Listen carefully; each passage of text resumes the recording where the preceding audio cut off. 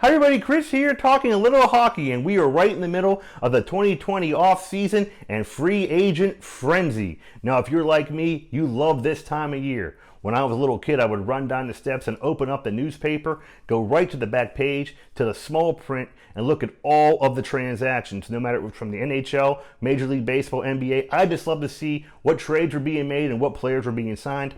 I am still that way today, only I do it on the internet, not in the newspaper.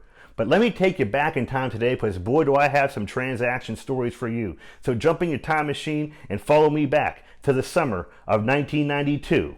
The Winnipeg Jets, who are now the Arizona Coyotes, had a backup goalie by the name of Stephane Beauregard.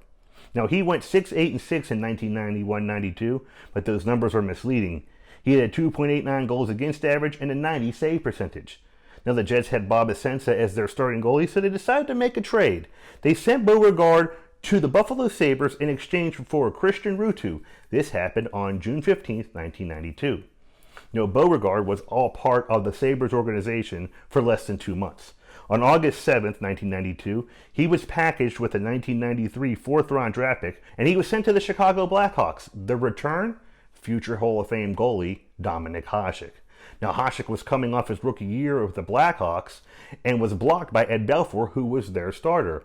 So Hasek goes to the Sabres, and the rest is history there. He becomes one of the greatest of all time and a Hall of Famer. Beauregard, on the other hand, stayed with the Blackhawks organization for 3 days.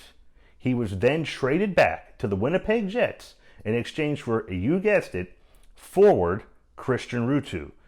So he was traded 3 times, was a part of 3 organizations in under 2 months, and never left his front door as he began the 1992-93 season with the Winnipeg Jets.